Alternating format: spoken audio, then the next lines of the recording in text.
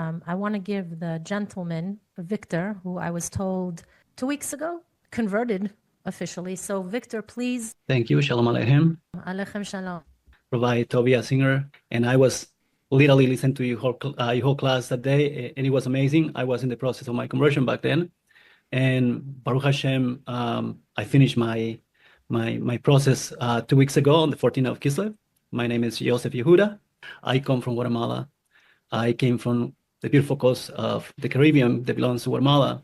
I grew up in a very poor family and a very little island, probably about 12 houses, when education was the worst or nothing. I grew up in a family, in a non-religious family, but they call themselves Christians. Broken and abusive. So I didn't have no school, no high school, no nothing. But at age of 13, something literally started. It's like it was like a bright light hitting my heart and my brain. Then I needed to learn to pray. It was like something that I never knew, nobody told me about anything like that. And somehow I start talking to a God that I never heard before, or it wasn't never presented to me. It was like a deep connection to this being in the skies.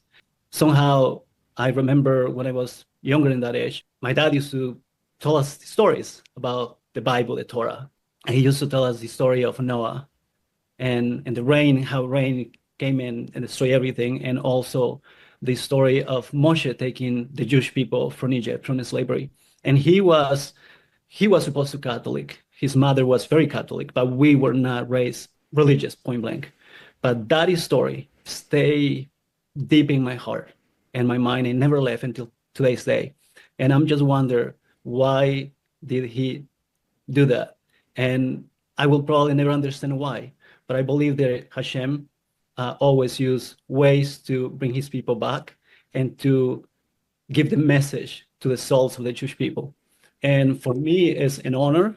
I feel so humble that I belong. I knew in my heart I belonged to the Jewish people before when I started this process, but now I'm part of the tribe, and I am so humble. I'm so pleased. I'm so blessed that Hashem chose me from one of the corners of the earth. And Rabbi Tovia, as well mentioned before, Hashem is literally the prophecy is happening. It's happening to me. It's happening to Raquel, to Tova, to everyone listening. I think we are the testimony of the prophecy. That's beautiful. I just should mention anecdotally, I don't even know the numbers, but I've been doing this a long time.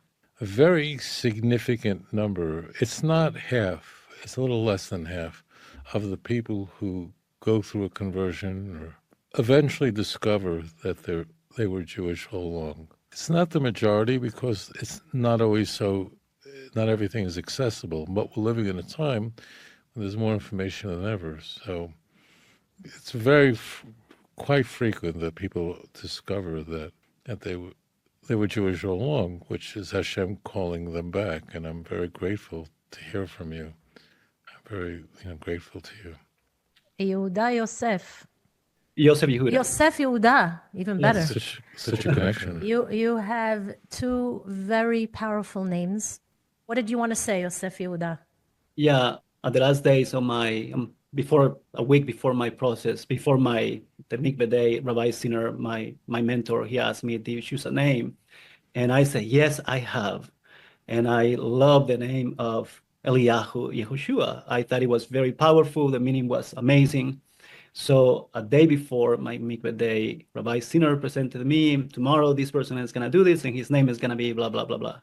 But somehow I felt something deep in my heart that name did not belong to me. And before I went to sleep, I said, Hashem, you know me before I was in my mother's womb, and you know how confused I am about the name that I'm choosing, because I think I'm choosing for myself, but I'm not allowing you to choose for me. Will you please choose the name for me?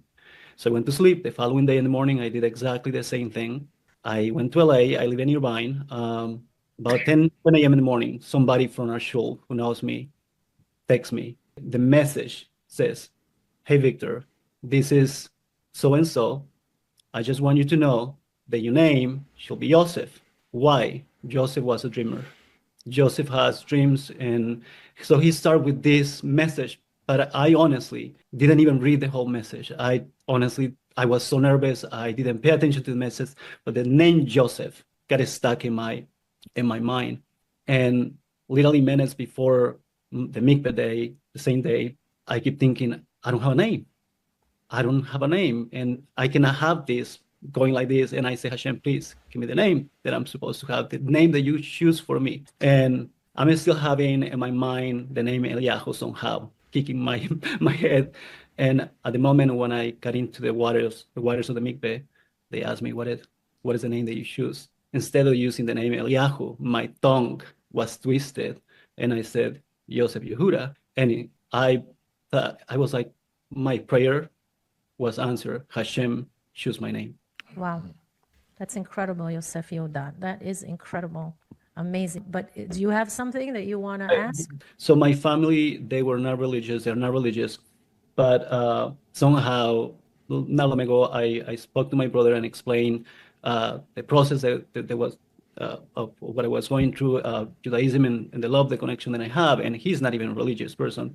But his message back to me was like, we are Christians. And I said something like, you probably are, but I never believed in such a person.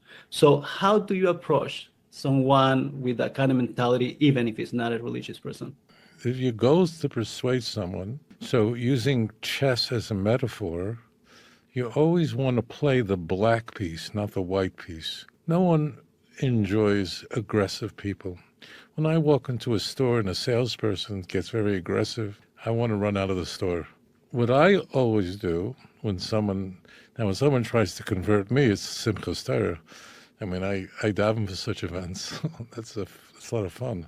But I always ask a very simple question. I ask, tell me, what's the most compelling reason you think I should believe in your religion, no matter what it is?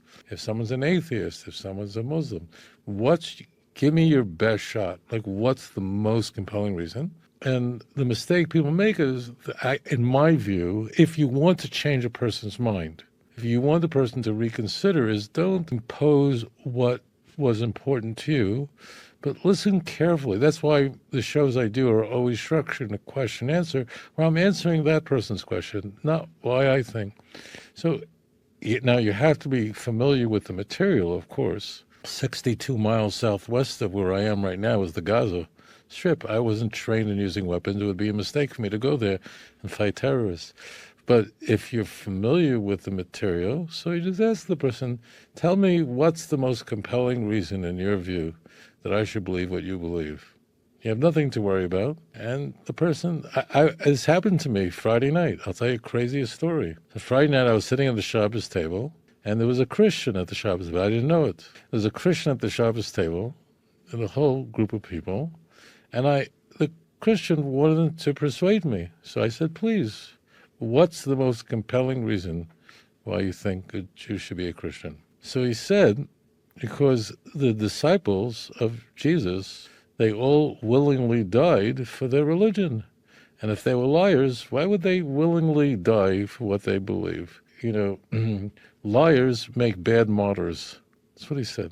So I asked him a question. I asked him, please tell me a single source anywhere in the Christian Bible that says that there was a Christian disciple that willingly died for what he believes. He said, what are you talking about? Peter willingly died, crucified upside down, and Paul was beheaded in Rome. I said, please show it to me. And he had a New Testament with him. And he started turning pages. And when I saw he was frustrated, I said to him, let me save you a lot of time. It's not in there. It's a Roman Catholic invention from the 3rd century, much later, that Peter was crucified upside down. All these stories are not even in the Christian Bible.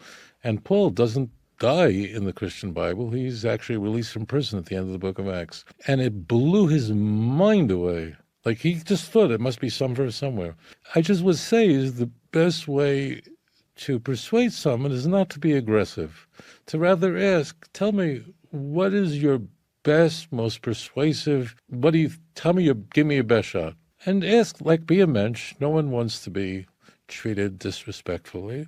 And then answer with thought, and then you'll be just fine. That's what I'd recommend. Just ask, what's your best shot?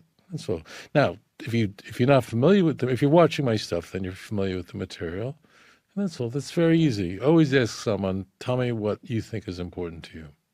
Thank you.